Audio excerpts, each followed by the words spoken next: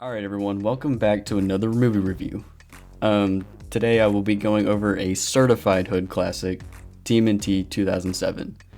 2007 was a great year for just movies, games, and just general entertainment stuff like that. This movie in particular, I've always loved it. It was definitely my, definitive Ninja Turtles for at the age I was, and I just had this movie on repeat. But I've always loved the Ninja Turtles. I had so many action figures when I was younger, and even one year I dressed up as Michelangelo. It was just some good times. And so, to start off, this movie is just great in my opinion. I've been watching it around on repeat for this review, and it has a very compelling story, and it definitely is a Ninja Turtles movie. You can go into it expecting how the Turtles will react and just their personalities. You can if you know the Ninja Turtles, you know how they're gonna act. And this movie definitely does not miss when it comes to that. And it's just a really good film in my opinion. And basically what I want to talk about is I'm going to talk about the story and give the movie a pretty decent breakdown in case you haven't watched it in a long time. And I'll also be talking about the animation a little bit here and there if anybody wants to know about that. And I thought it'd be a good point because it is an older movie by now. It's about 15 years old, which kind of ages me, and that's makes me feel old, but it's okay. And I'll also be talking about the canceled sequels that this movie was supposed to have, which is a pretty interesting topic in itself. So let's get into this. Alright, to start things off for this movie review, I'm going to be talking about the story because this is going to take a good chunk of the video. So basically, the movie kicks off with an epic introduction of our band of brothers, narrated by Lawrence Fishburne. And like I said in the intro, the cast, or I don't even know if I mentioned this in the intro, but the cast is nuts for this movie. After that, we get an intro to our villain of the movie, Max Winters, voiced by none other than Professor X himself, Patrick Motherflippin' Stewart. And I'm telling y'all, it just gets better. His character leads a brotherhood of stone warriors that are from the past. They conquered the world about 3,000 years ago, according to the movie, and started out as regular people during their conquest. They find out about a constellation of stars called the Stars of Keegan. With this stone device thing they show in the movie, basically every 3,000 years the stars would align and open a portal from another world. Could have been little side note, could have been Dimension X or Sectoid 1 or even the planet of the Triceratons, but that's some stuff we'll talk about later on. Now, from the research I've done, these are original villains specifically for this movie, but they are loosely based on a book called The Legend of Yautl, but this is what starts the plot. Max Winters' goal is to bring back his brotherhood and redo what he did 3,000 years ago. Now, this is when we get our introduction to April, voiced by Sarah Michelle Gellar, who is known for Buffy the Vampire Slayer, which is a pretty cool detail. And she also played Daphne in the 2002 Scooby-Doo movie, if you guys didn't know that. Now, she's actually working for Winters and finds the last stone warrior, and also finds Leonardo, who is in this jungle of, I want to say, somewhere in South America, I think. I'm pretty sure it's in somewhere in South America. And he is also voiced by James Arnold Taylor, who, if you didn't know, voices Obi-Wan in the Star Wars The Clone Wars series, which is freaking awesome, and that's an amazing show of itself. April finds Leo via falling into this pit, and then he ends up catching her in. They catch up, basically. April fills Leo in on what his brothers have been up to all this time, because he's been in the jungle, this jungle training for specifically what they say is a year, and he has just stayed here because he says something is missing. But April tells us that Mikey, voiced by Mikey Kelly, the voice of Daredevil in the Superhero Squad show, if you guys wanted to know, has gone into the entertainment business, being a sort of party clown, except it's Cowabunga Carl. And it's a pretty fun way to show Mikey just working a regular job. And we also get introduced to Donnie, voiced by Mitchell Whitfield. He was from a movie in '92 called My Cousin Vinny. Is now a tech support guy and the scene shows him talking to a person, helping them with getting their computer on. This person mistakes it as a hotline, if you catch my drift. Last but not least, we get our introduction to probably my favorite character in this movie, Raphael, and he's voiced by Nolan freaking North. Now, if you guys don't know who Nolan North is, he is the voice of Nathan Drake in the Uncharted series of games, and he also voiced Deadpool in the Deadpool game, if you guys remember that. But he is going out at night as the vigilante, the Night Watcher, and he just still fights crime because Raph is aware of the crime element that still exists in New York City, because it just doesn't stop, and he wants to keep up the good fight. That's basically what that is, and that's a very important plot point for this movie. So after this, April comes back to New York City with the Stone General to take two Winters. She calls up Casey Jones, voiced by Chris Evans, none other than America's ass himself, aka Captain America, and Johnny Storm from the OG Fantastic Four movies. But you gotta remember, this movie is a few years before Captain America, and Iron Man didn't even release till 2008. This scene shows Casey abruptly answering the phone from being asleep because, like Raph, he is also fighting crime at night. They bring the Stone General to Winters. Now, one thing to mention, the General Aguila is voiced later on by Kevin Mitchell Richardson. Side note, my dumbass said Mitchell, it's Michael. I'm an idiot.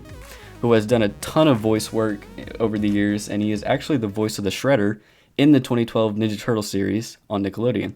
Well, it's over by now, but yeah, that's where he's also from. But he's done a ton of voice work over the years. And now, after April and Casey leave Winters, he gets a visit from none other than Karai, aka Shredder's daughter.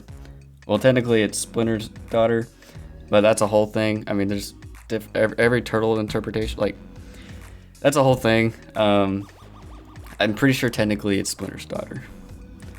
But anyways, she is voiced by Zhang Zui. I probably butchered that, but she's from Crouching Tiger, Hidden Dragon. So Winters basically has Karai be his eyes and ears, and that he has friends coming to town, which he's talking about his family of the Stone Warriors. After this, we get a scene of Raph taking down criminals as the Night Watcher, where then Casey appears and tells him basically, hey, Raph, I know it's you. It's pretty obvious. And they have a bit of a talk and take out this criminal that Raph was chasing. And then after this scene, we get to see Leo come back into New York, flying in style with a glider, jumping from a plane. This man is nuts. The brothers finally reunite and welcome Leo home, which was a really awesome scene. And now we are on a rooftop. Leo needs to get the boys back in shape, basically. This is what Splinter told him to do. And this is where stuff starts to kick off, as well as Leo and Raph's conflict in this film. They fight this big ape monster who is absolutely thrashing the Foot Clan. Now, after this fight and the Foot Clan take off, Leo says this to Karai as she's jumping off the construction site. Wait, the Shredder's dead. Who were you working for? Which is an interesting detail I will talk about later in the film. Recovering from the rubble, the boys take off because the cops are on the way and they're wondering what happened to the ape thing. Now, the turtles fought the monkey beast thing, diving through this construction site, and once they land, that's when the stone people show up and basically just one shot the ape beast. And Winters need this beast for his plan later in the movie, which I'm pretty sure I have a whole segment talking about it, but where am I? Okay, one point I want to bring up now that we're up to speed for what this movie kind of is. So this movie is in a really random area, takes place in the same timeline as the original live-action Ninja Turtles movies from the 90s. Everybody should know those. But the Shredder is dead, and we see Splinter's shelf of different things, like artifacts basically, and it gives us hints towards that this takes place after those movies, but that's another point I will bring up later on. So getting back to where I was, talking about the story. So these monsters that pop up from the portal at the beginning of the movie and what's explained later is that Winters is trying to send them back and also break the curse of immortality that he and his family have. There is a scene with Casey and Raph where they encounter one of these monsters and chase it running into the Stone Warriors and the Foot Clan. The warrior sees them, and the one that has like the lion headpiece chases after them. After the Foot Clan shoot Raph with the trank dart, they get away and go back to Casey and April's because Raph is tranked and he's hurt.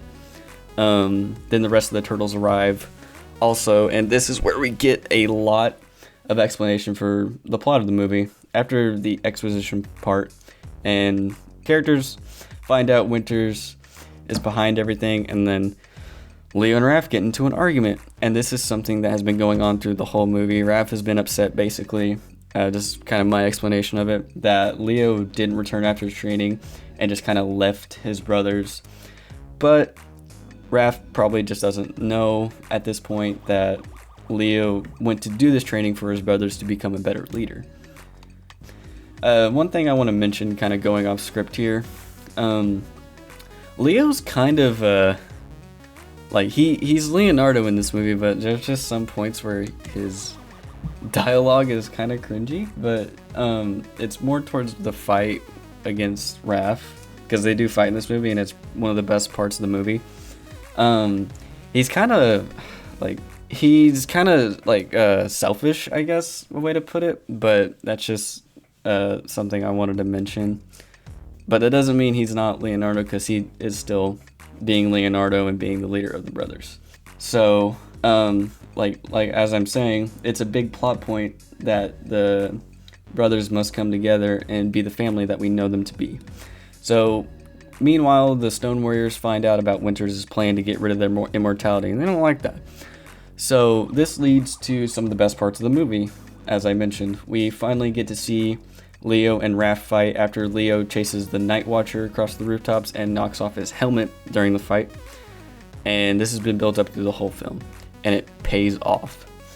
Two brothers blowing up scene. They seem to have the intention to kill during this fight, but ultimately it doesn't happen. With Raph defeating Leo, he takes off, runs off basically, and he's scared. He's basically ashamed of what he's done. Right after this, Leo gets jumped by the Foot and the Stone Warriors, because by now they have a plan to not capture the last monster to foil Winters' plans. Raph returns to the lair to inform Splinter what has happened, and side note, Splinter is done well in this movie. If you know the Splinter's character, you know kind of what to expect. He's the Turtles' father and teacher. He's also originally human, and he has some humorous bits in the film which are great. And side note here, he is not originally human. He was originally a rat. He just got mutated, but there are the origins of the Turtles are different with each interpretation, but the normal one is he's normally just a rat. Finally, the Turtles, Splinter, April, and Casey lead an attack on Winter's Tower to rescue Leo and save the city. We get this great scene of them fighting the Foot Clan to get to the tower door. After this, we see the Turtles find Leo in one of these tube cage things surrounding the portal that the other monsters are in. All's well between Leo and Raph by now. Leo gets a new set of katanas which were broken during the fight between him and Raph earlier on. The Stone Warriors literally yeet Winters across the room, and he falls right next to the Turtles. Winters wakes up confused why there's 4 giant turtles in front of him. He then explains to the group his plan to do away with the creatures and send them back to where they came from and break his mortal curse. However, the Stone Warriors oppose this, saying that time has made Winters weak. The Foot still work with Winters because honor and probably some cash money.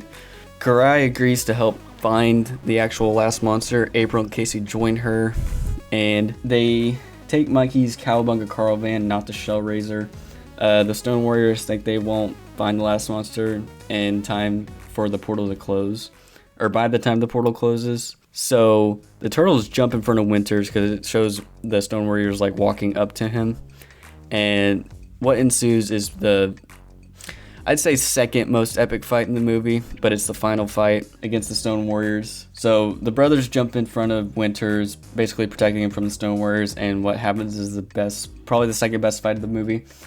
And Splinter even gets something to do. Him and Winters fight the monsters that are actually coming from the portal itself. This fight was awesome. The turtles hold themselves together pretty well and has some really epic moments. After this, April, Casey, and Karai return with the last monster, like chasing the van, and it falls into the portal just as the turtles are finishing the fight with the Stone Warriors, knocking them back into the portal, sending them away, and breaking the curse of immortality that these guys have. It shows them like returning back to human.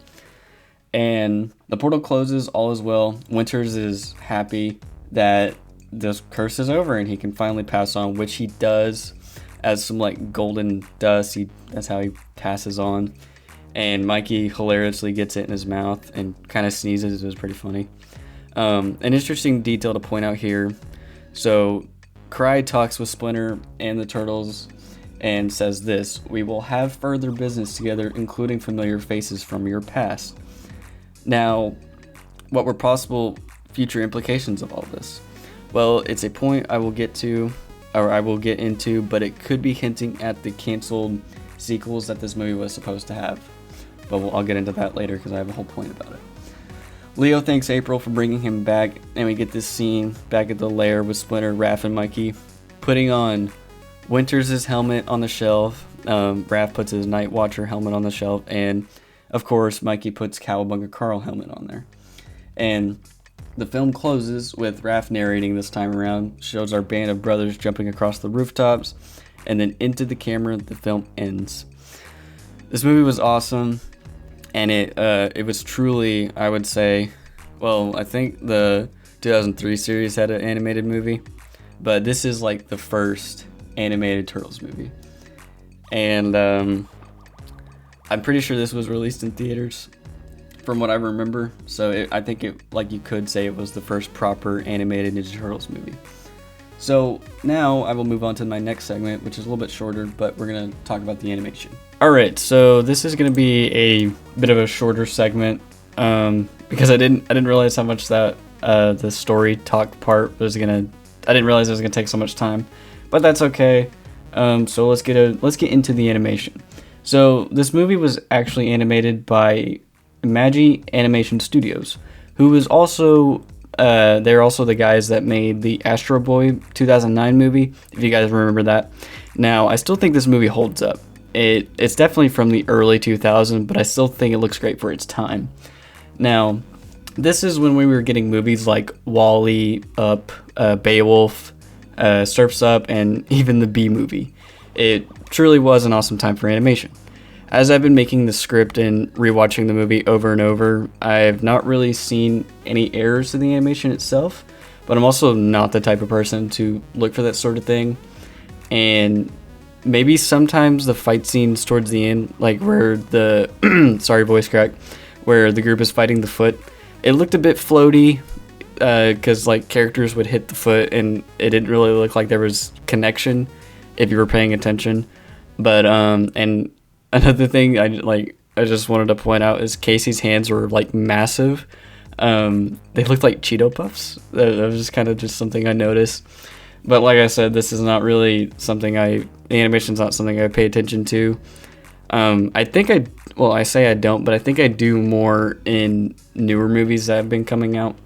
But anyways, this is a bit of a shorter segment, so now we will talk about the missable details and the canceled sequels, which will be fun to talk about, because many of you probably didn't know this, but this movie was going to have some sequels, and I'll go ahead and get into that. Alright, so getting into the missable details on the canned sequels for this movie, it is pretty clear that there are implications that this movie takes place after the 90s movies, kind of something I mentioned earlier on. So we see these artifacts on the Splinter's shelf, and I actually took the time to pause and look at that scene. So we actually are able to see the TCRI canister that the mutagen came from, which mutated the Turtles and Splinter. We also seen Shredder's helmet, which confirmed that he is dead but if you notice, it also has the same design as the original Turtles films. So that was something I had noticed. And he gets killed in that movie via being crushed by a garbage truck. So I'm kind of wondering how that works, but that's the helmet we seen on the shelf. And we also seen that shelf has the time staff from the third original movie. And I honestly don't remember much of that one. That wasn't one that I watched a bunch when I was younger. So continuing on, so this is where the kind of the fun stuff I get to talk about. So this movie was supposed to have 2 sequels, and it was going to show some really awesome stuff. So basically, from the research I've done, the second movie would have been loosely based off of the Turtle comics back in the day, City at War, where somehow the Shredder would have returned. Mikey would have felt like... let me do a retake of that real quick. So the third movie would have been based around the Turtle comics back in the day, City at War, where somehow the Shredder would have returned. Mikey would have felt like the odd man out of his brothers. Splinter would have been killed off, and I think this would have been really interesting to see, because this movie has a more serious tone to it as opposed to the original 90s movies. Now, the third movie would have been focused around Donatello, from what I know, and it would have introduced the Triceratons and also have brought in the Technodrome, now, which is, of course, from Dimension X. A poster actually got made for the second film, but all of this got put on hold because, from what I've researched, the studio would not be taking a certain direction that the film, multiple versions of the film being made, I think. But in the end, this didn't matter because in 2010, Imagi Studios actually ended up going out of business. So I don't think there was ever really a chance for a second film at all, which kind of sucks because like these would have been awesome to see, because we've never really had a movie with like the Triceratons or the Krang. Well, I guess we did get the Krang in the live action the Bay movies, but we all know how those turned out, so, which is a point I'm actually going to talk about. It would have been awesome to see an adaptation of the Turtles like take on the Shredder and continue the fight they've had with him, and then eventually we could have even seen, like I said, the Triceratons and the Krang. So for those of you that don't know what the hell I'm talking about and like are new to Ninja Turtles, the Krang is an alien species from Dimension X. In the 2012 animated series, they're the ones that created the mutagen, but normally it's TCRI. I'm not too familiar with the comics around Ninja Turtles, so if anybody wants to explain who made the mutagen in the comics, like the original Mirage comics, let me know, or just let us know in the comments, because that's an interesting detail to know. But the Triceratons are also an alien species who ruled over parts of the universe, led by Captain Zorax. Now, I want to say I'm not very familiar with power scaling of villains, but from now, like I have on the script from what I would assume, but now the research I've done, because I was doing research in the midst of this, the Triceratons are normally stronger than the Krang. Like, they are a pretty formidable enemy again, like that the Turtles face. But there's also an alien species, like these insect dudes, who are ruled under Lord Dreg from Sectoid 1, or the planet Sectoid. That's also from the Ninja Turtles 2012 show. He is actually the last villain, or in the original animated show of the Turtles in '87, he is the last villain that they fight in the final seasons of the show. That ended up getting canceled, but he was pretty damn strong. He whooped their asses, so I'm pretty sure he's probably the strongest villain the Turtles have fought. But again, I'm not familiar with power scaling, so I can't confirm nor deny that. So the next point I want to talk about is, talking about these sequels and then how they got canceled and how there hasn't really been a proper animated movie of the Turtles since then. Maybe the upcoming release of the Teenage Mutant Ninja Turtles Mutant Mayhem, if it does well, maybe we will get to see the Krang or Triceratons in future installments, but only time will tell. Because Personally, I would love to see those guys on film, because I mean, we've seen them on the TV shows, of course, but it would be cool to see them done on film and done properly, and especially in this animation style that this movie's going with. Kind of bases their animation off Spider-Verse, which Spider-Verse really stood the test of time and introduced like a whole epic new way to animate movies, and that's just a whole thing, and it's awesome that they're going with it in this upcoming Ninja Turtles movie. So like, this is another point I want to bring up, just kind of my thing. It seems once something is going good for the Turtles when it comes to, like, I guess films or their shows, they just kind of get canceled or shelved by the studios. So I got some points I want to talk about that. Like, which is, like, it's just like, this is a whole point in and of itself. But like the 2012 series, which I watched that entire thing growing up. I also did watch the 2003 show, but not nearly as much as the 2012 one. I think that was canceled as well, so we never got to see a proper ending of that. And like I said before, the 87 cartoon was also canceled. I'm not 100% sure on this one, but I want to say the 2003 show was canceled because the studio moved from Fox to the CW. If anybody wants to correct me on that, feel free to, because I'm not sure if that's why it got canceled. I don't know if it ever had a proper ending, but like I was saying, hopefully this next generation of the Turtles in the form of Mutant Mayhem will have multiple sequels, because this franchise is huge and it's got many stories to cover. Like all the villains I talked about, those are basically main villains that the Turtles have fought, including the Shredder. But they have fought many other villains. Like they're gonna show a lot of them in the new Mutant Mayhem movie, but it'll just be some really interesting stuff to see going forward, and I am very excited for this upcoming movie. But I hope you guys enjoyed this movie review. It's more structured this time around, I hope. So I'm gonna go ahead and let future me do the outro as usual. So I'll see you guys. What's going on, guys? It's me. Hope you enjoyed that movie review. This took a while to get out, I know, but I wanted to make sure it was decent to watch and structured, and I had it planned out, and I made a script for everything I wanted to talk about, which I gave a semi breakdown of the movie, which that was kind of fun to do.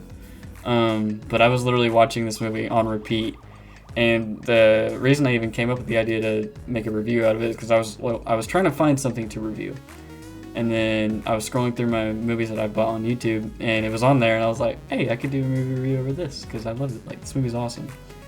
And if there's any mistakes I made, like with the information I said, like in the movie or like towards the end, go ahead and correct me in the comments. I tried to get the correct information, and there is a video from the Turtle Den that I watched that gave me a lot of information about the sequels, like when I talked about the sequels. So I'll leave a link to his video because his was like way better. But yeah, that's where I got the information of that. So go watch his video, and I'll try to get some TF2 recorded. I know in my update video I talked about some TF2. I'm gonna get that going because I wanna have some fun with that, and I also will have some Spider-Man up for you guys. Gotta record that still because this video took a fat minute to make. So like I said, or if I even said this at all, but I hope you guys enjoyed, and I will see you in the next video.